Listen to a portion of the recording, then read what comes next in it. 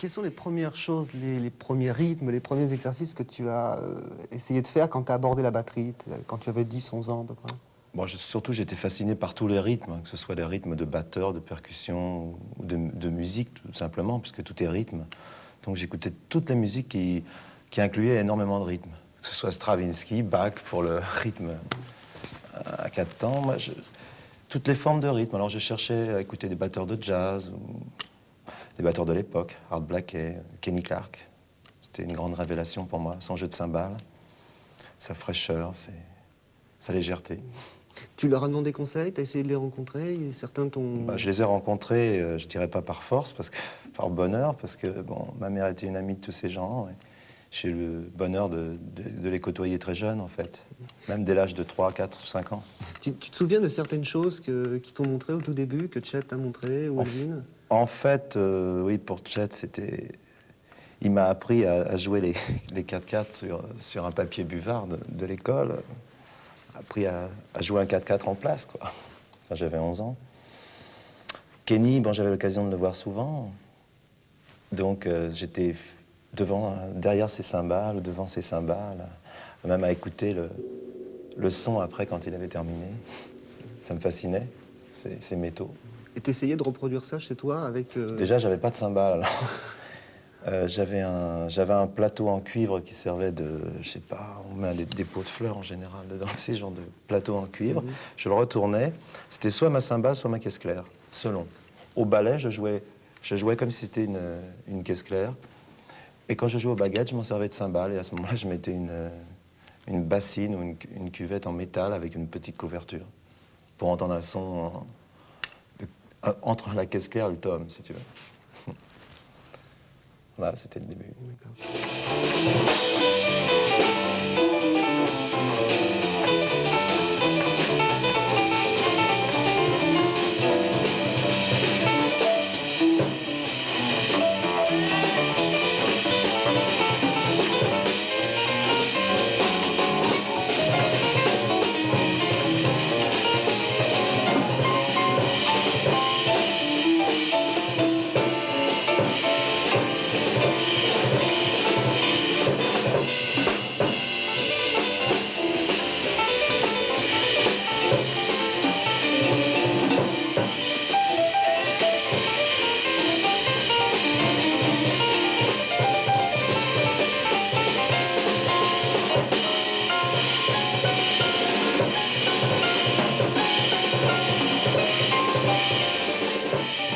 Moi, ce que j'aimais, c'était le phrasé d'Elvin Jones. Les frisés, toutes ces choses. Et bon, je l'avais surtout entendu en disque. Hein. Donc j'essayais de reproduire à l'oreille ce que j'écoutais dans les disques. Bon, pour moi, un frisé, je ne savais pas ce que c'était. Hein. Je mélangeais mes mains pour essayer d'entendre ce son-là. Il y a que... Tu jouais avec des disques, t'écoutais... Je jouais beaucoup avec des disques. Lesquels, par exemple? J'éteignais les lumières. Bon, le premier... Enfin, pas beaucoup de choses. Hein. J'ai joué beaucoup aussi avec Ray Charles, par exemple. J'apprenais comme ça la musique un peu binaire, ternaire. Bon, tout se mélange tout le temps. Mais bon, à partir de la musique de John Coltrane, j'ai commencé à jouer tous ces disques toujours. Reproduire les sons avec le peu de matériel que j'avais, une petite cymbale que j'ai eue, puis on m'a offert progressivement une batterie. Forcément, au début, tu t'es trouvé confronté à des difficultés? C'est bon, la découverte de l'instrument surtout. Que voulait dire la batterie? Qu'est-ce que j'étais en train de faire? Bon, pour moi, je voulais essayer de restituer des masses sonores, des sons qui me plaisaient à l'oreille, sans savoir comment les réaliser. Bon, en particulier les frisés ou certains rythmes d'Elvin Jones ou passages de tom d'Elvin Jones que j'entendais dans les disques comme pour moi, c'était... Je voyais... Je reproduisais le son...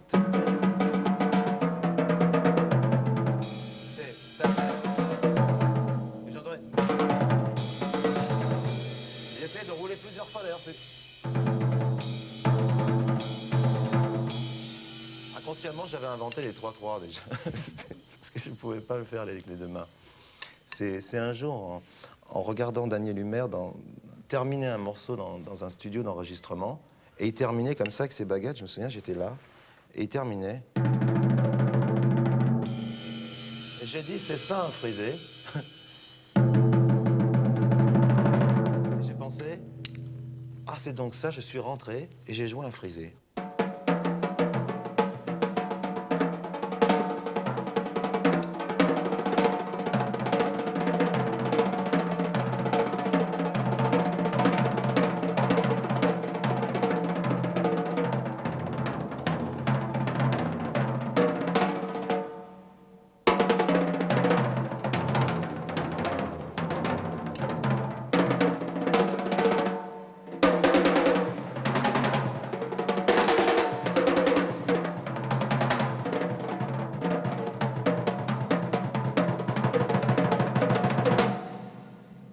C'est un frisé, grosse caisse claire, donc.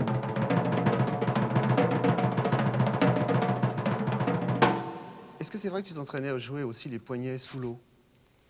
Ouais, c'est vrai, à une époque, oui. Ça t'a aidé? Moi, j'ai tout essayé, on va dire. J'ai même essayé avec des marteaux, même des poids aux pieds. Et j'avais à l'époque, je pensais que je progressais à cause des poids. J'avais donné ce conseil à un batteur. Je lui avais dit, il faut mettre les poids le plus lourd possible aux pieds. J'espère qu'il n'a pas continué, le pauvre. Je l'ai jamais revu. Et pour cause. C'est ça, oui. Enfin, moi, j'ai eu une tendinite, donc je déconseille fortement l'usage des baguettes métal et autres. Voilà. C'est important, parce qu'on ne se rend pas compte et le muscle n'encaisse plus. Qu'est-ce que tu conseillerais? Moi, j'ai travaillé beaucoup avec des baguettes de tambour et des baguettes naturelles. Parce que je passe de la baguette de tambour à la baguette de scène, enfin de jeu. Légère, des lourdes, des légères, intercalées. Quel type d'exercice tu pratiquais pour développer la souplesse des poignets? Bien, j'ai commencé, je crois, comme tout le monde, par le papa-maman. Et ce qu'on appelle papa-maman. Et bon, j'ai très vite compris que c'était pas mon jeu. En fait, je cherchais autre chose. Je cherchais à libérer les poignets.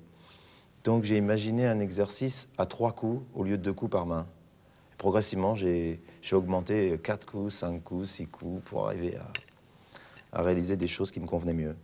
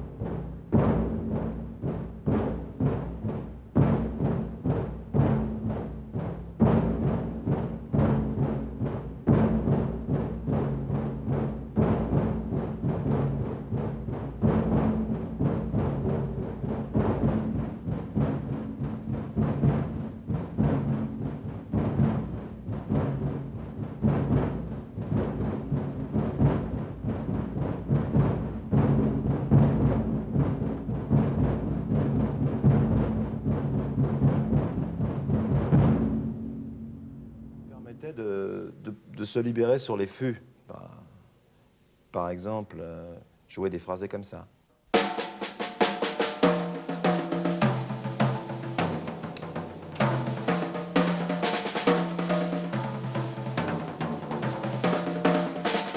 Sans avoir à jouer un...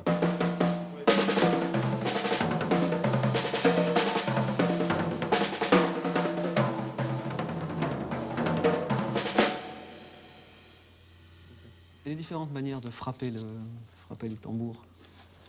Oui, bon, ben, actuellement, c'est sûr, beaucoup de batteurs jouent à plat sur la peau, sans relever la baguette, jouent tout à plat, de cette manière, le poser à plat. Moi, j'ai toujours pensé que pour le friser, de toute manière, c'était mieux de remonter la baguette. Toujours la baguette prête à refrapper le coup.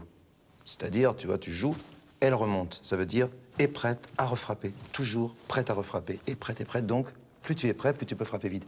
Si tu es en bas, il faut relever avant de refrapper. Voilà. Donc moi, je joue et je suis déjà prêt. C'est l'idée. Tu es là, il faut se repréparer pour frapper. Là, tu joues et tu es prêt. Et tu es prêt. Forcément, si tu joues ample, tu peux pas jouer ample en serrant les coudes. Plus tu joues ample, normalement, plus tu dois tu dois écarter, c'est évident, mais tu peux aussi donner l'impression... Bon, j'ai différents gestes, je peux pas les situer exactement. C'est ce que la musique demande en réalité, hein, et la musique demande toujours différemment. Tu peux pas saisir la musique. Tu as l'impression de saisir quelque chose, une fraction de seconde après, c'est perdu. Tu peux pas te... C'est pour ça que je dis, tu peux pas te répéter.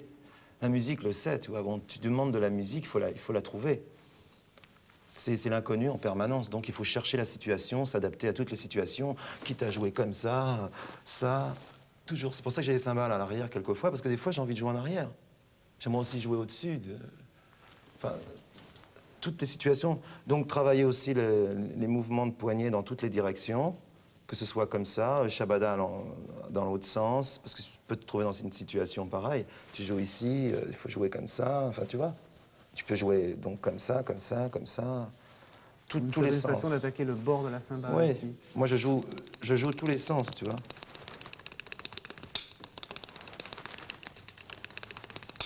Enfin, je veux dire, c'est... Donc être prêt pour n'importe quelle situation, N'importe quelle configuration. situation, le poignet dans tous les sens, toi dans tous les sens, et la musique aussi que tu demandes. Mais avec un axe. C'est ça, toujours la colonne qui se distend comme un arc. Tu peux partir excessivement rapidement sur la cymbale en avant. La distension se fait ici automatiquement, mais tu joues la caisse claire ici. Ce geste existe, c'est comme si tu jouais la caisse claire là en réalité. Elle est là, et tu le penses en distension comme ça. Et t'as la grosse caisse et la charlet, ou le corps, l'axe central qui cale le réel tempo qui, lui, est immuable. Et toi, ça te permet de jouer très en avant, très en arrière, compte tenu que le tempo défile toujours imperturbablement. Mais à l'écoute, t'as l'impression que tout est mouvant.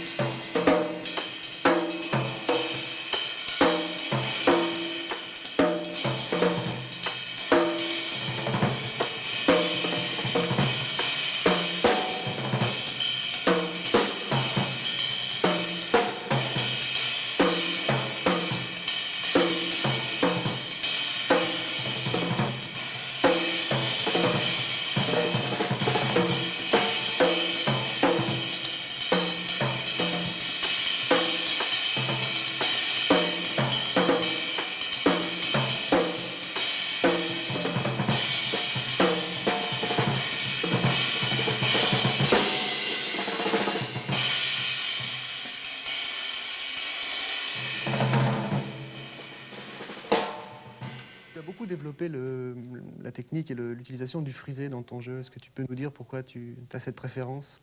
Qu'est-ce que ça apporte? Bon, parce que pour moi, au niveau du son, le son est plus ample, peut être aussi très, très léger, très subtil. Papa-maman, pour moi, il y a un seul son.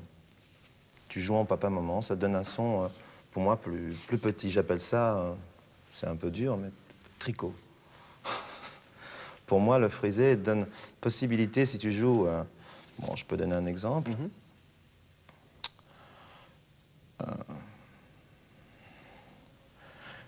Bon, une phrase en papa-maman, tu la joues avec un seul son, toujours. Ce qui donne en frisé. Mais tu peux pas attaquer le papa-maman trop comme ça. Alors que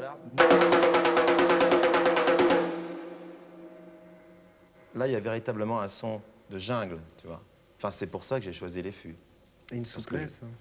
C'est ça, tu peux obtenir des sons.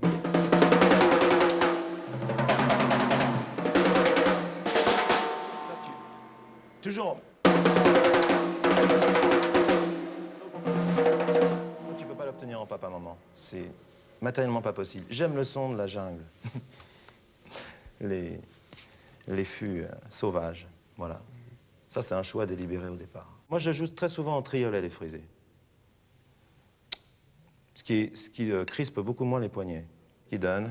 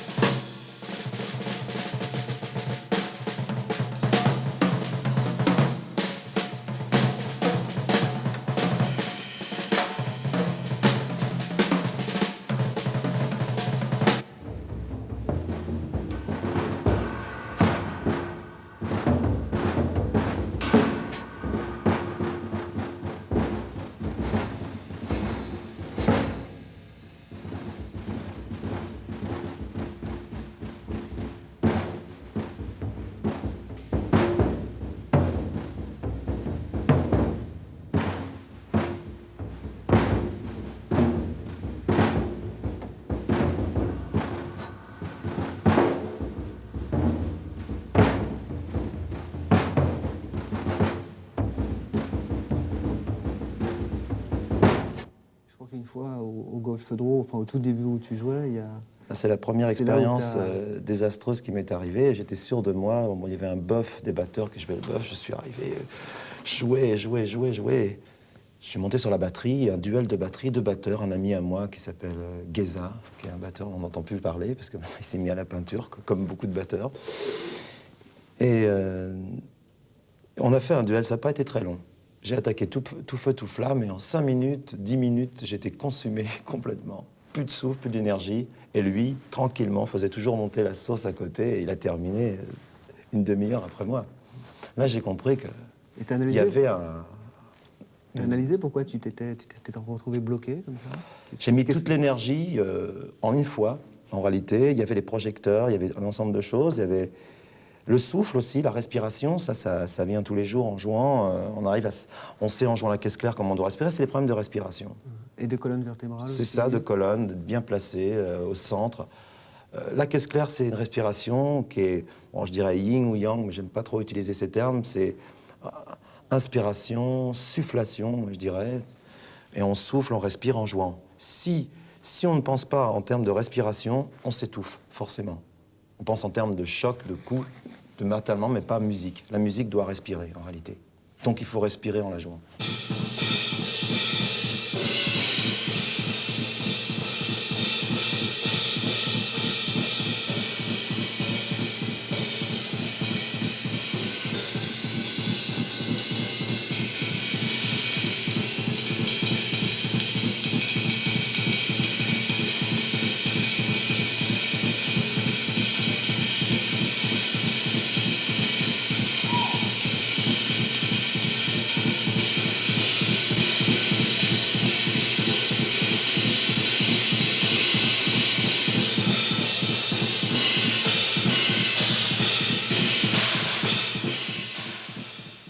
Est-ce que tu pourrais nous jouer certaines rythmiques très caractéristiques de Magma, de Mécanique Destructive Commando? Ah oui, bien sûr. En mécanique, c'était quelque chose d'autre. Avant, je scandais toujours le rythme. Par exemple, on jouait des mesures à 7 temps ou des syncopes, et je jouais tout. Donc ça m'obligeait à jouer pour Mécanique Commando. À 7 ans, j'aurais dû jouer normalement.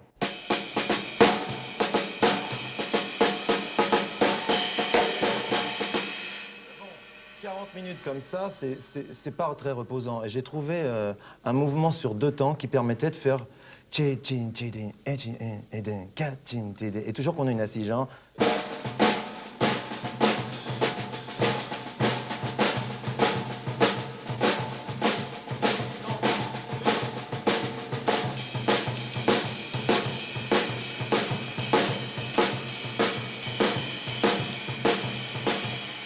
Donc la rythmique, ça, je ne jouais pas ça.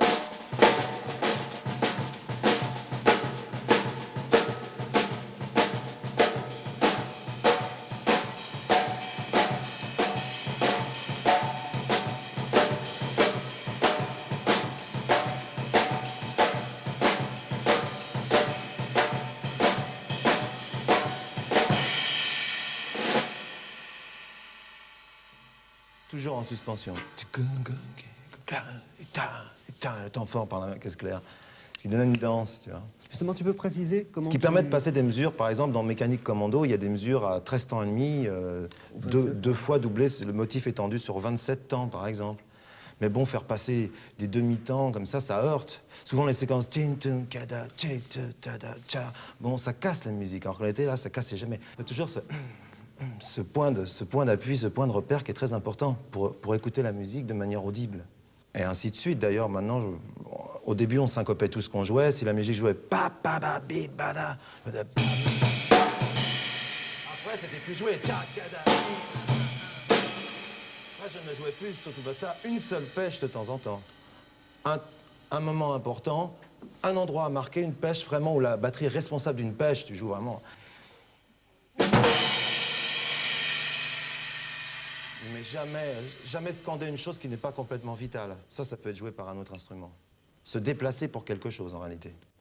Justement, quelles sont les choses que tu as découvertes en travaillant donc, sur Magma et comment tout cela a évolué? J'ai découvert qu'il y a des choses qui étaient inutiles à jouer. Par exemple, si tu joues très très fort en concert une rythmique, et que tu passes un tome et qu'il est joué moins fort, que tu n'arrives pas à le jouer au niveau de la caisse claire, ou il ne faut pas le jouer, ou alors il faut travailler de manière à pouvoir l'obtenir. Donc au début, je me suis aperçu en concert, bon, instinctivement, je jouais certaines rythmiques fortes, même une rythmique ternaire.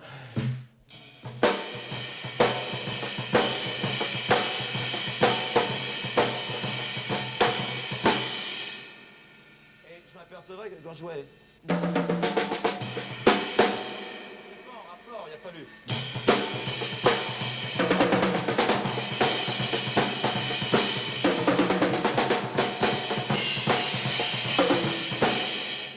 qu'on fait au début, les erreurs de jeunesse. On perd de l'attention. C'est ça, oui. On perd l'attention. Donc, il m'a fallu un certain temps pour mettre les muscles au niveau de l'instrument. Sinon, dans le rhythm and blues, il y a une façon de sentir les temps qui sont dans l'air d'une respiration bien particulière. Bah, c'est ce qu'on apprend normalement à l'école, c'est 1 et 2 et 3. Et donc, il faut avoir toujours cette sensation de rebondissement. 1 bien placé dans le pas. Ta et pas et pas. Ka et ka et ka et ka et ka et ka et ka et ka. Voilà. Et pas et pas et pas et pas. Est-ce qu'il y a le avant et pas? C'est pas et pas, c'est et pas. Et pas. C'est là qu'il est le coup. Il est pas ça et pas, il est et pas et pas et pas. Et c'est ce qui fait que ça reste toujours souple. Si je joue et pas, kika, ça devient, c'est les marionnettes. C'est pas des points dans l'espace, c'est des cycles continus. C'est ce qui est avant le posé, c'est ce qu'il y a de plus important dans la batterie, c'est ce qui est avant le posé. L'élastique avant, ce qui est comme la peau du doigt sur la touche de piano avant qu'elle s'enfonce, tu vois. C'est le contact, c'est matière, hein, avant l'attaque de la peau. Sentir le moment précis où ça va tomber, et non pas ne pas situer le point d'impact. C'est donc le avant posé, puis posé.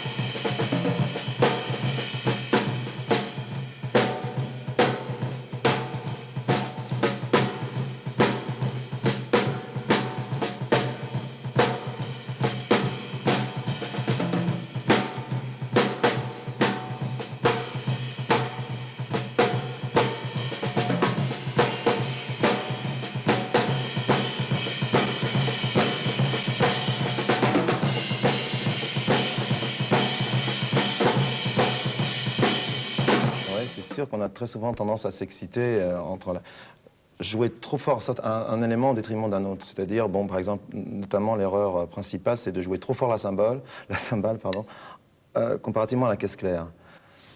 Surtout sur un tempo un peu feu.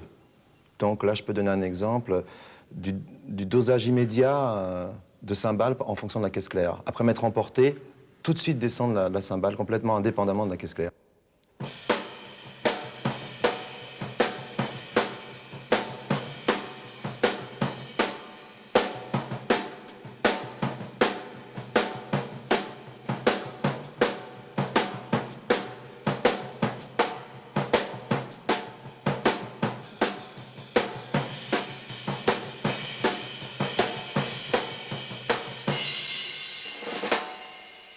Il y a une mémoire des choses qu'on entend, des choses qu'on aime. Après ça, c'est chacun. Hein. Moi, j'aime bien les masses sonores, les cuivres, j'aime bien les petites clochettes, j'aime bien les bourdons, les choses comme ça, les métaux. Donc très souvent, j'aime les cymbales, j'aime ce son, par exemple. Bon, c'est ce que j'ai pu mémoriser. Toujours des résonances, des résonances. J'adore la musique obsessionnelle, par exemple.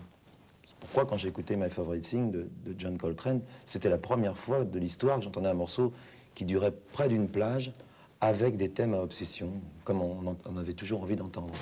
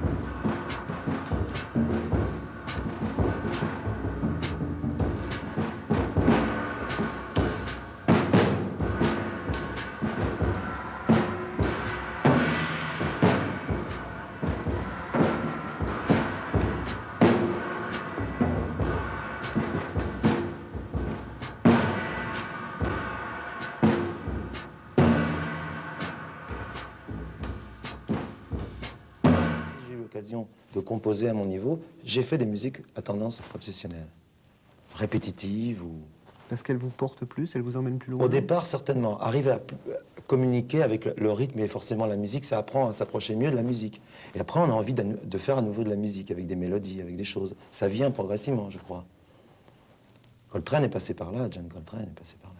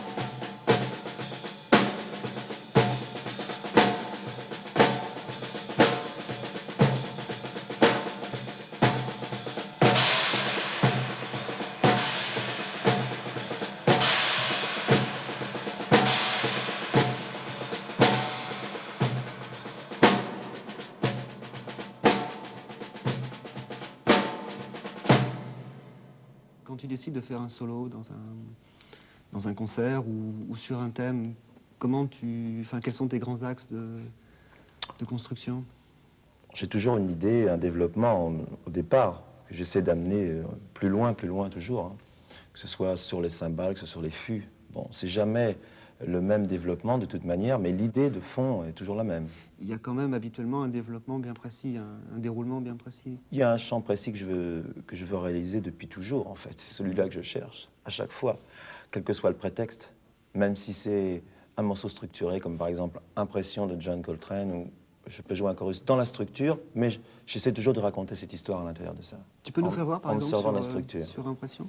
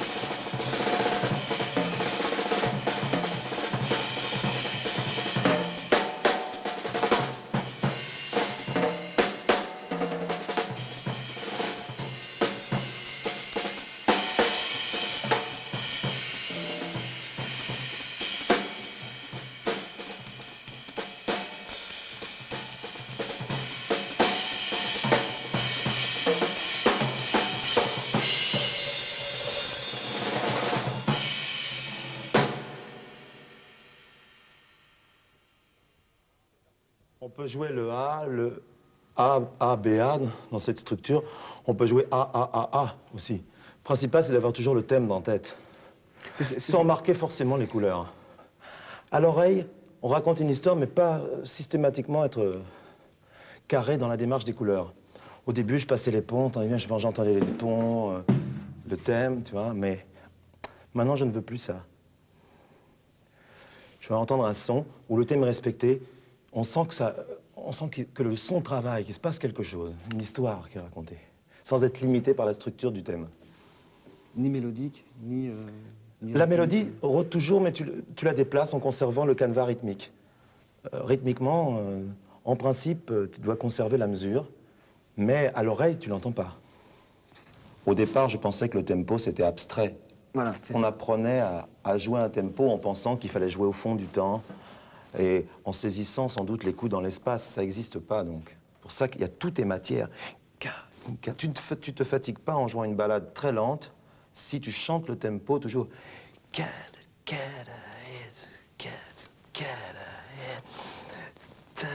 En accompagnant et en chantant tous les coups que tu joues, quelque part, tu vois, tu es toujours dans le tempo. Mais si tu penses, sans chant, sans respirer la mélodie, ta, ta, da, ta, ça devient épuisant et tu as tendance soit à accélérer, soit à ralentir. Ne plus saisir le tempo, te dire, est-ce bien le tempo? Mais si tu chantes tout, tu vis le tempo et la musique devient agréable. Prendre une habitude de jouer un tempo subjectif et jouer une caisse claire subjective aussi, qui se répondent, ça c'est du travail technique. Mais bien respirer ici et jouer à l'intérieur de ça en réelle masse sonore, ça c'est la véritable fonction de la batterie. Moi je dis...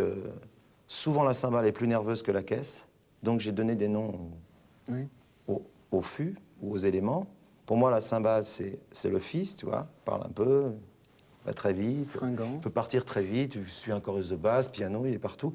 Le père qui ponctue, mais calmement, bon, ok, il suit le discours, et de temps en temps, il met une petite point d'interrogation, que fais-tu là, à ce moment-là, alors, tu vois, bon, bah, Et puis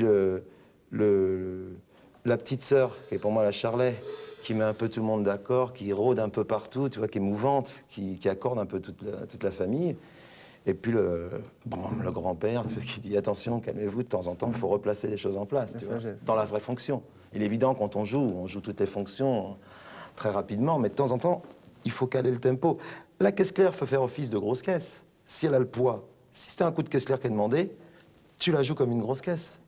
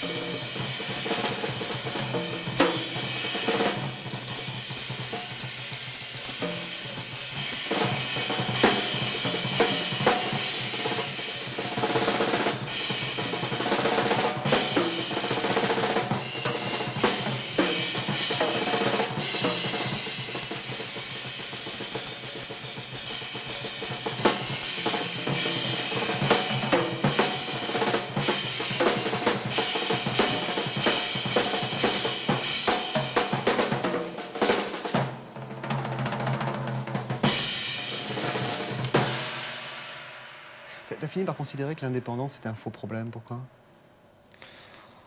Parce que je me suis aperçu qu'on ne peut pas situer véritablement ce qu'on est en train de faire, si tu veux. La magie vient des choses qu'on n'arrive pas à situer, pour moi.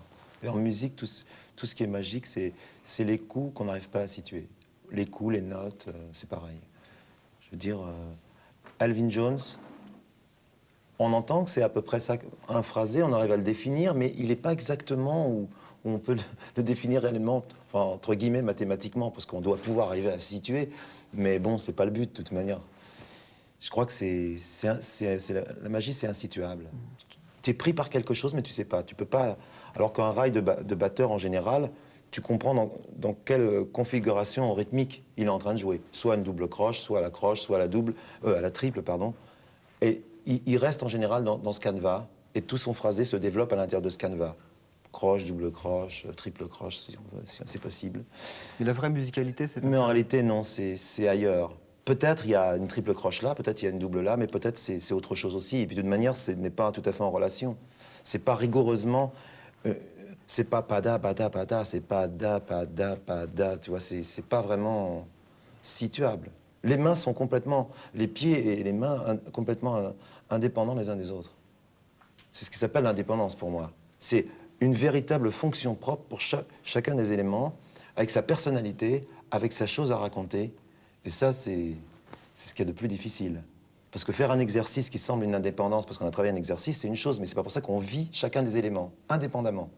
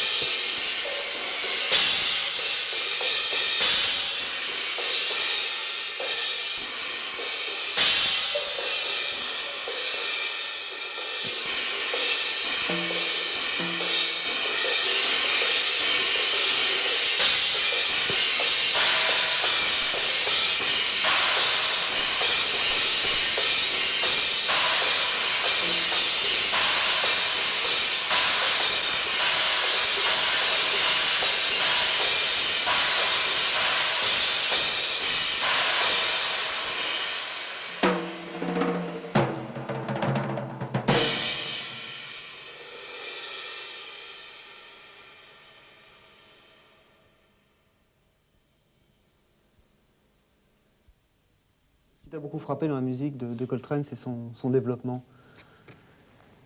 Oui, j'ai toujours été fasciné par sa musique et je crois que progressivement, je comprends pourquoi. Il y a toujours une progression, le morceau commence d'une certaine manière, mais pour aboutir quelque part, lui emmène toujours plus loin, plus loin, plus loin. C'est ce qu'il a cherché toute sa vie.